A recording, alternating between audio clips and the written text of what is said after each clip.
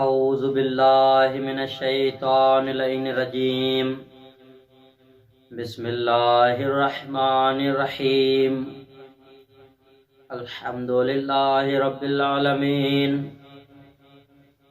والعاقبۃ للمتقین والصلاۃ والسلام علی سید الانبیاء والمرسلین سیدنا و نبینا و شفیع ذنوبنا و طبیب قلوبنا بالقاسم محمد و آلہ الطیبین الطاہرین المعصومین و لعنت اللہ علی اعدائہم اجمعین. اما بعد فقد قال اللہ تبارک و تعالی فی محکم قرآن المجید والفرقان الحمید وقال الحق وهو اصدق الصادقین. بسم اللہ الرحمن الرحیم. یا ایہا الرسول بلغ ما انزل الیک من ربک وَإِن لَّمْ تَفْعَلْ فَمَا بَلَّغْتَ رِسَالَتَهُ وَاللَّهُ يَعْصِمُكَ مِنَ النَّاسِ. باوجہ بلندتر صلوات. ناظرین گرامی قدر سامعین محترم السلام علیکم ورحمۃ اللہ. درس عقائد اسلامی میں بحث امامت کے عنوان سے آپ عزیزان کی بارگاہ میں پیش ہوئے ہیں. ہم نے گزشتہ دروس میں امامت و ولایت کے بارے میں چند عرائض پیش کیے تھے. گزشتہ درس میں ہم نے بیان کیا تھا کہ ولایت علی قرآن سے. آج بھی ہم اسی درس کا حصہ دوم آپ عزیزان کی بارگاہ میں پیش کریں گے کہ ولایت علی جو ہے قرآن سے کیسے ثابت ہوتی ہے. ہم نے آیات کا حوالہ دیا تھا. آیت تطہیر تھی، آیت مباہلہ تھی، اور اسی طرح آیت ولایت تھی، انما ولیکم اللہ و رسول والی آیت جو تھی. اسی طرح اور بھی آیات جو ہے قرآن کی امیر المومنین علی بن ابی طالب علیہ السلام کی ولایت پر دلالت کرتی ہے. آج ہم چاہیں گے کہ امیر المومنین علی بن ابی طالب علیہ السلام کے شان میں، اس کی ولایت کے بارے میں وہ آیت آپ عزیزان کی بارگاہ میں پیش کروں جو غدیر کے میدان پر مقام پر نازل ہوئی ہے. 10 ہجری کا وقت ہے اور آخری حج ہے پیغمبر اسلام کا، جسے حجت الوداع بھی کہا جاتا ہے. لوگ حج کر کے واپس جو جا رہے تھے اپنے اپنے علاقوں میں، تو مکے سے باہر کچھ فاصلے پر ایک مقام ہے جس کا نام ہے قوم غدیر. غدیر اس ایک علاقے کا نام ہے، جس طرح ہمارے ہاں کسی علاقے کا نام مشہور ہو جاتا ہے کہ فلاں علاقہ ہے. تو اس غدیر کی ایک خصوصیت یہ تھی کہ مکے سے لوٹ کر لوگ وہاں پہنچتے تھے. اس کے بعد جو شام والے جو لوگ تھے شام کی طرف جاتے تھے، یمن والے یمن کی طرف جاتے تھے، اور اسی طرح عراق یا ایران والے جو مختلف جگہوں سے آتے تھے اس زمانے میں حج کے لیے. تو وہ لوگ اس زمانے میں قوم غدیر سے ہوتے ہوئے جاتے تھے. تو اس وقت جب یہ قافلہ پیغمبر اسلام اس وقت جب قوم غدیر کے میدان پر پہنچا تو آیت نازل ہوئی. یا ایھا الرسول بلغ ما انزل الیک من ربک وان لم تفعل فما بلغت رسالته واللہ یعصمک من الناس ان اللہ لا یہدی القوم الکافرین. قرآن کہتا ہے جناب جبرائیل امین اس وقت جناب پیغمبر اسلام پر نازل ہوا ہے اور کہتا ہے یا ایھا الرسول بلغ ما انزل الیک من ربک، اے رسول پیغام پہنچا دیجئے وہ پیغام جو میرے رب کا، جو تیرے رب کی طرف سے نازل کیا گیا ہے. تو ناظرین محترم، اس آیت پر غور کرنے سے پتہ چلتا ہے کہ یہ ولایت والا پیغام خدا کی جانب سے ہے، بندوں کی طرف سے بنایا ہوا نہیں ہے. اچھا، میرے رب وَإِن لَّمْ تَفْعَلْ فَمَا بَلَّغْتَ رِسَالَتَهُ، اے رسول اگر تو نے وہ رسالت کا کام، وہ پیغام نہ پہنچایا، گویا رسالت کا کوئی کام ہی انجام نہ دیا. اچھا، اسی طرح قرآن کہتا ہے واللہ یعصمک من الناس، اور خدا لوگوں کے شر سے تجھے محفوظ رکھے گا اور خدا کافروں کو ہدایت نہیں کرے. یہ آیت کا مختصر ترجمہ. جب پیغمبر اسلام پر یہ وحی نازل ہوئی تو پیغمبر نے کہا جو آگے نکل گئے ہیں ان کو پیچھے بلاؤ، جو پیچھے رہ گئے ہیں ان کو آگے بلاؤ، تاکہ اس مقام غدیر پر سب لوگ جمع ہو جائیں. تو لوگ اس مقام غدیر پر جمع ہو رہے تھے. یہ ولایت کا پیغام ہے، یہ ولایت کا درس ہے ہمیں چاہیے ولایت پر تھوڑی دقت کرے، ان پر مطالعہ کرے کہ ولایت علی ہمیں کیسے کس کی جانب سے ملی ہے۔ یہ ایک عظیم نعمت عظمیٰ ہے، بڑی نعمت ہے، ہماری خوش نصیبی ہے کہ خدا نے ہمارے دلوں میں ولایت علی کی محبت ڈال دی ہے۔ تو ناظرین محترم، اس وقت غدیر کے میدان پر لوگ جو آگے نکل گئے تھے ان کو پیچھے بلایا گیا، جو پیچھے رہ گئے تھے ان کو آگے بلایا گیا۔ تو اس وقت ولایت سے یہ درس ملتا ہے کہ ہمیں بھی اس زمانے میں بھی توحید، نبوت اور ولایت سے نہ آگے نکل جانا چاہیے نہ پیچھے رہ جانا چاہیے، بلکہ ان کے ساتھ ہی چلنا چاہیے۔ جس طرح خدا نے اپنے حبیب کو یہ حکم دیا ہے کہ رسول یہ پیغام پہنچا دیجئے، اور جو لوگ آگے نکل گئے تھے ان کو پیچھے بلایا گیا، جو پیچھے رہ گئے تھے ان کو آگے بلایا گیا تھا۔ اس وقت پیغمبر اسلام نے ایک ممبر بنوایا، اونٹوں کے پالانوں کا ممبر بنا۔ یہ انوکھا ممبر ہے تاکہ لوگوں کو اس وقت کی گرمی میں، جو اس وقت میڈیا تو تھی نہیں، اس وقت کوئی ٹی وی چینل والے، اخباری اور نمائندے وہ ہوتے نہیں تھے، بس یہی تھا کہ ایک شہر سے دوسرے شہر اونٹوں کے ذریعے اور گھوڑوں کے ذریعے پیغام دیا جاتا تھا۔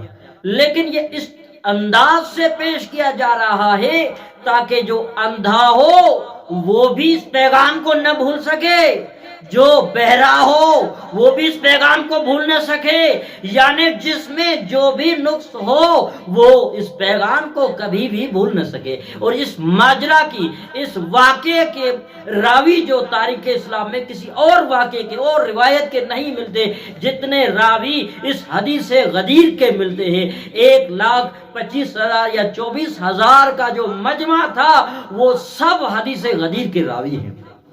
تو امیر المومنین علی بن ابی طالب علیہ السلام کو بلایا گیا، مولا کائنات کو جب آگے بلایا، پیغمبر اسلام نے لوگوں سے عہد لیا کہ کیا میں تم پر، تمہارے اوپر، تمہاری جانوں پہ اوپر، تمہارے مالوں کے اوپر، تمہارے اولاد کے اوپر کیا میں سرپرست نہیں ہوں؟ قالوا بلا، سب نے کہا ہاں یا رسول اللہ، آپ ہمارے سربراہ ہو، آپ ہمارے مولا ہو، آپ ہمارے ولی ہو، آپ ہمارے حاجی ہو۔ یہ سب لوگوں نے اس وقت کہا یا رسول اللہ آپ تو ہمارے مددگار ہو، آپ تو ہمارے ناصر ہو۔ تو اس وقت پیغمبر اسلام نے جب یہ عہد لیا لوگوں سے کہ میں آپ سب کا ولی ہوں یا نہیں ہوں، سب نے کہا یا رسول اللہ آپ ہمارے ولی ہو۔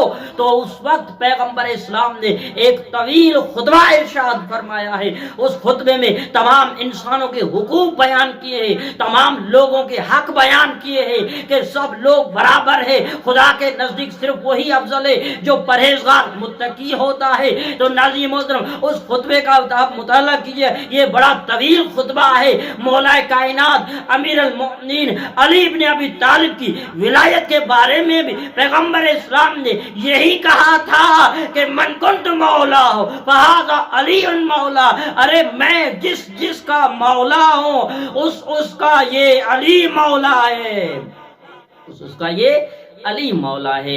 تو ناظرین محترم، پیغمبر اسلام نے یہی پہلے پوچھا تھا کہ میں تمہارا ولی ہوں، سب نے کہا ہاں یا رسول اللہ ولی ہو ہمارے۔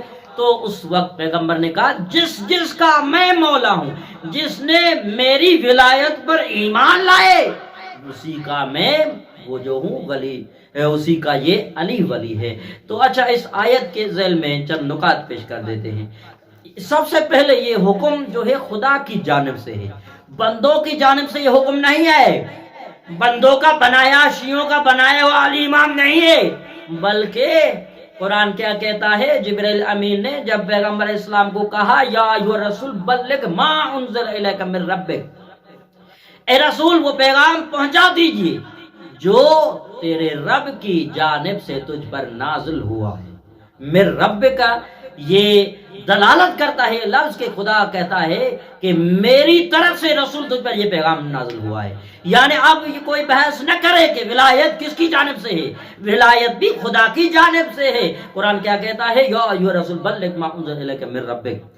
اچھا، اور نمبر دو، دوسرا جو نقطہ اس میں یہ ہے کہ یہ اتنا اہم پیغام ہے جو 23 سالہ تبلیغ نبوت کے برابر ہے۔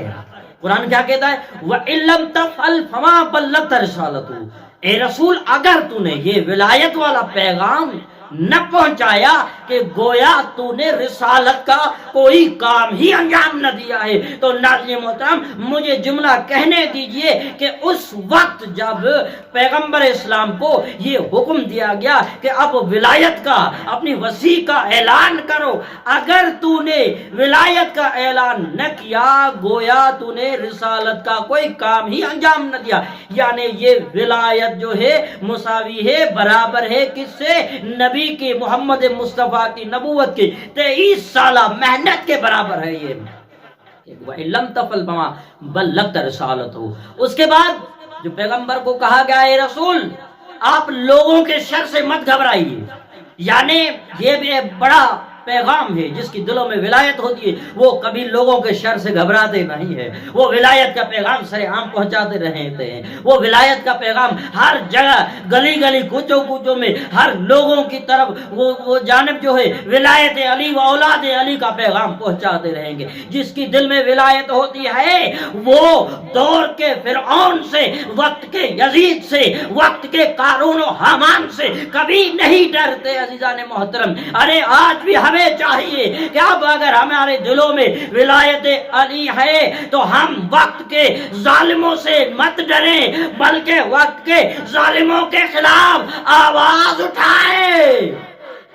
یہ کہا گیا وَإِلَّمْ تَفْعَلْ فَمَا بَلَّغْتَ رِسَالَتَهُ وَاللَّهُ يَعْصِمُكَ مِنَ النَّاسِ۔ اے رسول آپ لوگوں کے شر سے خدا تمہیں محفوظ رکھے، اس کے شر سے مت گھبرائیے۔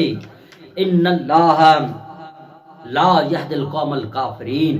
اچھا، اور جو ہدایت کو، ولایت کو قبول نہیں کرتا تو قرآن کیا کہتا ہے؟ وہ مساوی ہے، وہ برابر ہے کس سے؟ کافروں سے۔ تو خدا کافروں کو ہدایت ہی نہیں کرتا، کافروں کو خدا ہدایت رہنمائی نہیں کرتا۔ اچھا، تو ابو سعید خدری اہل سنت کا معتبر راوی ہے، جس کی روایات جو ہے صحیح بخاری، صحیح مسلم، داؤد، ترمذی، اس تمام کتب ستہ میں جو بیان کی گئی، ابو سعید خدری معتبر جو وہ بیان کہتا ہے نزلت هذه الآیت یا ایھا الرسول بلغ ما انزل الیک من ربک وان لم تفعل فما بلغت رسالته فی شان علی بن ابی طالب علیہ السلام۔ ابو سعید خدری روایت کرتا ہے یہ آیت جو یا ایھا الرسول بلغ ہے یہ علی ابن ابی طالب علیہ السلام کے بارے میں نازل ہوئی ہے۔